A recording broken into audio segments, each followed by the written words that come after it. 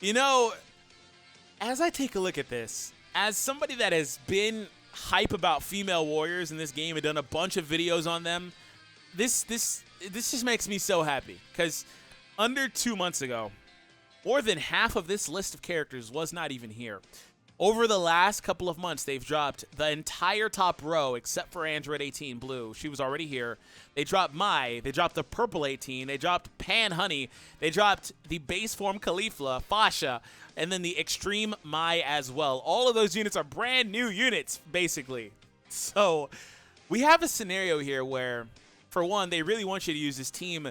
But what they're doing as well in the process is none of these characters are joke characters. Some of them have weird gimmicks like the B-Pan that makes them kind of like not always as consistent.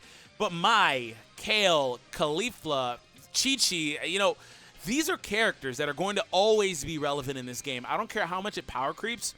Due to the kits that they have, they will always be at least average units. And all of these units that just dropped basically are at least high tier units.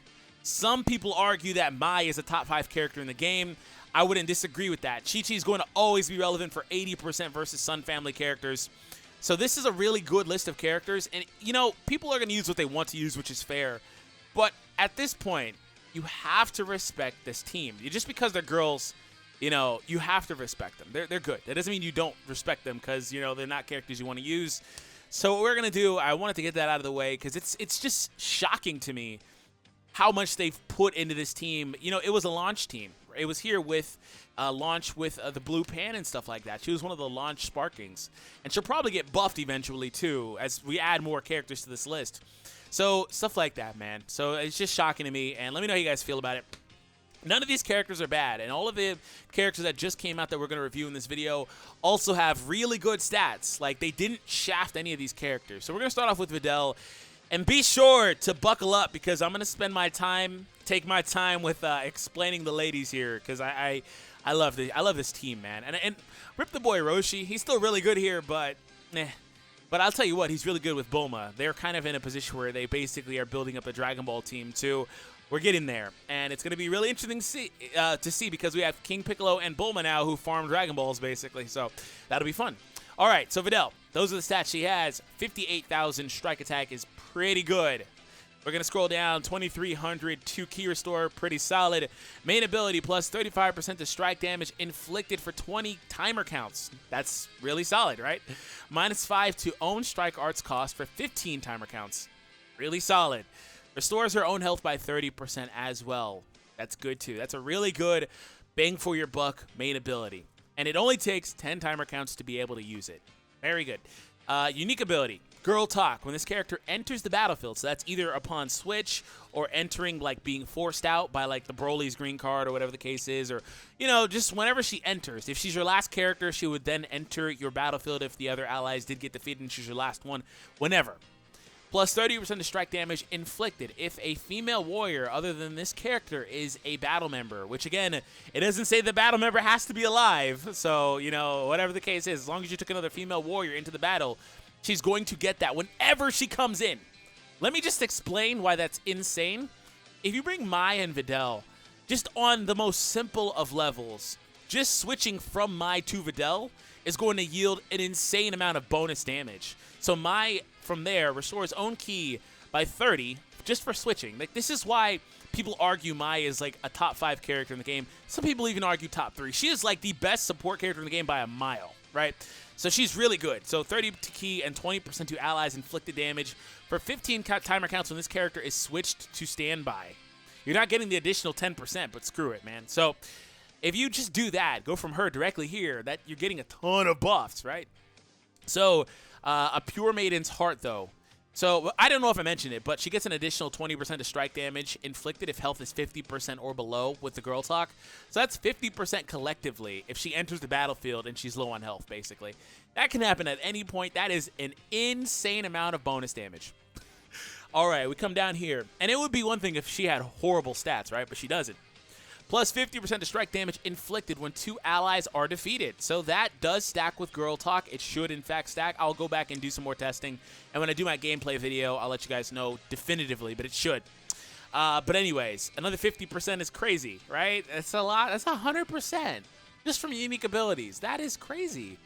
And then you count the main ability too, stuff like that. That's a lot. And plus 20% more when she's up against a Gohan, which admittedly right now isn't going to be very relevant. We scroll down. Eagle Kick deals major impact damage, plus 10% to strike damage inflicted as well from 15 timer counts upon activation. She doesn't even need to land it, just upon activation. Additional 15% if health is 50% or below. So she really is built to be your last character standing, and she comes in and she just nukes the opponent with strike cards. She even holds double strike cards. She's also yellow, so if you want to consider her a Broly killer, go for it, because she is going to shred Broly. Assuming Broly isn't neutral, you know, she's obviously going to shred him regardless with all the strike buffs.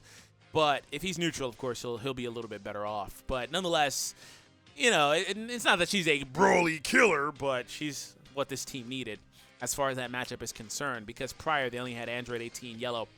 Green card, plus 20% of strike damage inflicted for 20 timer counts as well. That's a whole lot, man. It only costs 15 as well.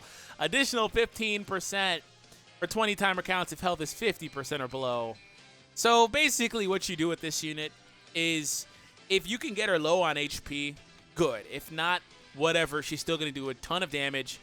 And then, of course, Mai also has the ability to heal, so maybe you prolong using that. You also prolong using her main ability until you've used the green cards and stuff like that to take advantage of the below 50% bonuses, and then you can go ahead and heal yourself with the main ability, and you'd be well off. You're going to get all those buffs until they run out or until she switches out, whatever the case is, right? So a ton of damage. She's basically a glass cannon, though, but she's going to do a ton of strike damage. Chichi here. Chichi is, by merit of being who she is and what her kit is, she is basically the best character that just dropped, and will always be good in this game. I don't care if we're good in 3 years down and this game has crazy power creep. One ability here will always be relevant, and we'll talk about that in a moment. So she is another melee character, green character. Those are the stats she has. Actually has a little bit more blast than strike, pre-soul boost anyway. Come down, 2400 key restore. So we take on the main ability here. I'll take you on. Draws the ultimate arts card. Whirlwind Impact next. Drawing a cheap special is always nice to have. So she does draw that. Not only that, though, she nullifies her own unfavorable element factors for 15 timer counts. So the purple units no longer do bonus damage due to element factor versus her when that is active. It takes 25 counts to use, however. That's really good. That's good. I don't have a negative thing to say about these units at all so far. They're just good. So Charged Key Wave. When this character enters the battlefield, restores own key by 50.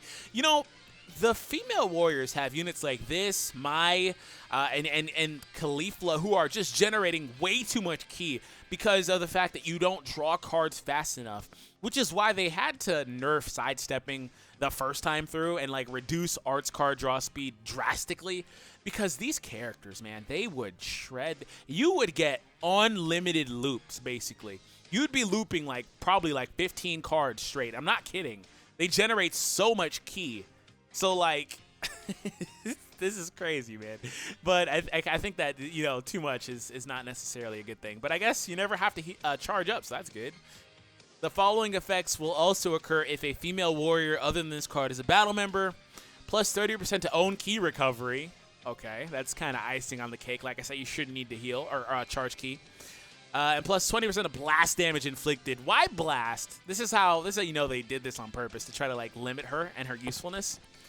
They gave her a blast bonus, but that's fine. I mean, like, I'm not going to complain about bonus key just for entering the battlefield, right?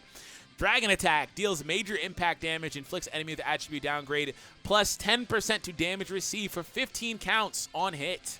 Unlike the previous unit, she does need to hit the opponent, but still, bonus just 10% damage of all types, not strike damage, not blast damage, all types.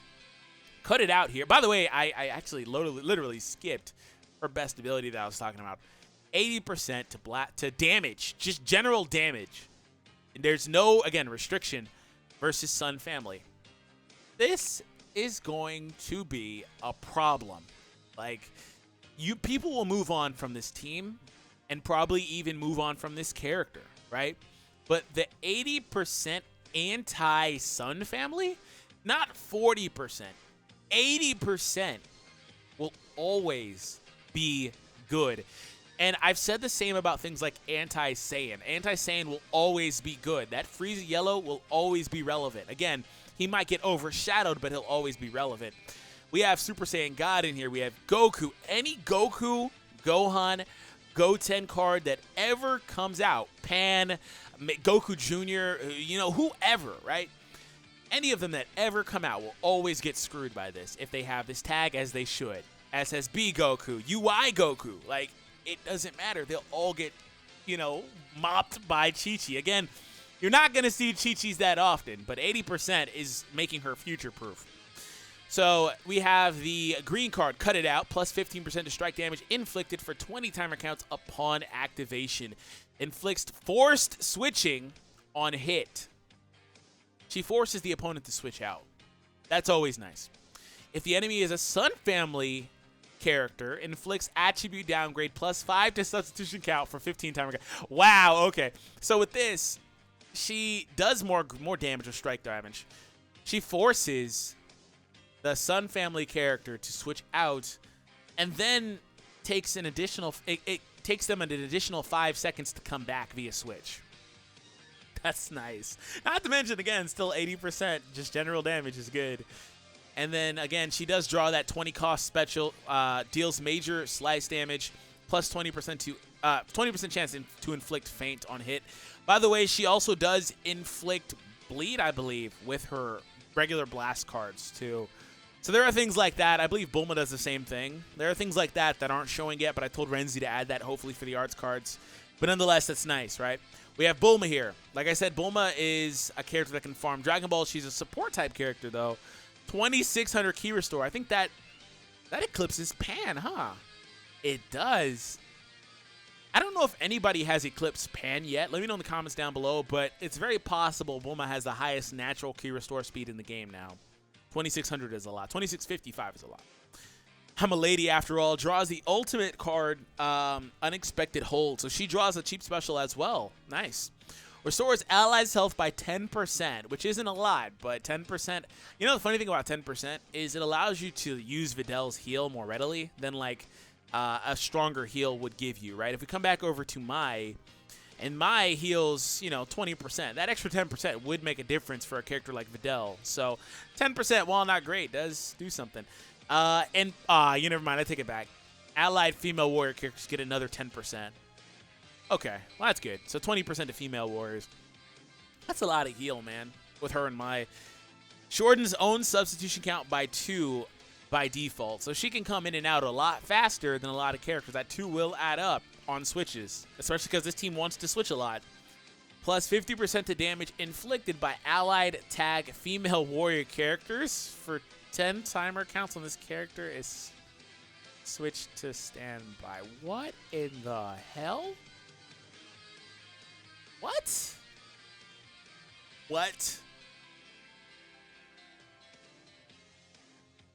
Holy crap. Jeez. What? With a character like Caulifla, or like even Videl, they will capitalize on this so well. Chichi will capitalize on that and just shred any Goku unit in the game. It doesn't matter. Don't let her get matched up with Kaioken. She's going to basically beat him with like 2 cards. Wow. And it's just a general damage boost. Just for switching out the Bulma.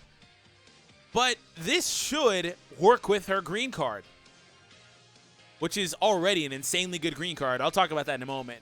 Wow. Okay. Deals major explode damage. Regular, just vanilla special, but it's cheap. It's 35. That's like one of the cheapest ones in the game. That's really good. It doesn't do anything else, and it's got a major modifier, but 35 is good. Ignores ally substitution count, OP, and immediately switches the characters out. Plus 15% to allies inflicted damage as well for 20 timer counts. And you get a Dragon Ball as part of the process. Another 15, you get a free switch. You, say you use your Vanish, you're just tapped out of switches, you have to wait, and then that type of position, it's almost impossible to defend yourself. You can, right, depending on the scenario, but it's very unlikely. You can literally switch out for free and gain a Dragon Ball in the process and buff whoever you bring in by 15 just with one card. And if it's a female warrior, they get another 50%. Deals major impact damage, cancels attribute upgrades, and buff effects on hit. Screw off, Bulma. Hello? What? Taking off buffs? This is where, speaking of buffs, this is where characters that apply buffs, or excuse me, remove buffs, like, I think Future Gohan does, and like, I think the Yellow Goku too. These characters that can remove your buffs are going to be slept on because these cards are getting way too many buffs. I mean, holy crap. But she's a support character. They have two of the best support characters in the game. That's amazing, man. And then last but not least, another support type. We have another Mai, who has the best art out of the three to me. Blast attack focused, 55k. We scroll down, 2100 key restore. Draws a special arts card, so just the regular special move, but still nice. Imagine that it's cheaper like the other Mai. Yeah, 40. I've seen her in action. I haven't personally used her, but her kit resembles the regular Mai a bit. Restores own key by 50 and plus 20% to allies inflicted damage for 15 timer counts with her main ability. Could be better, but that's good. Bonus damage is always nice. Like, holy crap, so much bonus damage. Plus, here we go again. Plus 20% to allies inflicted damage for 15 counts on this character is switched out. Jesus, man. Plus 20% to ally strike damage inflicted for 15 timer counts on this character enters the battlefield. So this one's a little bit different. It's specific to strike, and she has to enter the battlefield, meaning she'd be switched in. Like I talked about with Videl earlier. So she herself gets that buff, and it's for 15 counts. Not many characters can capitalize on this buff, just due to how long it takes to switch back out again. But Bulma, I guess, can capitalize on it better than any other character in the game. Major pierce damage, shorten allies substitution count by 5. So if by chance, this is a really cheeky combo. If by chance you can draw the card, use the card, and then, you know, switch her back out, you can technically utilize her secondary buff a little bit better. So you get double buffs from her unique abilities. That's a really cheeky combo. Flashbang shortens ally substitution count by 5. Never mind. There's that too. So there's a couple of ways you can force her back out pretty much. Which, again, still synergizes great with Bulma because she always has 2 less anyway. Inflicts flash on hit, which, for one, eats up a few seconds off the clock because the opponent, if it hits, is just stuck. Inflicts enemy with attribute downgrade plus 20% to damage received. Wow, okay. And then 1 and 1. I haven't really covered their Z abilities.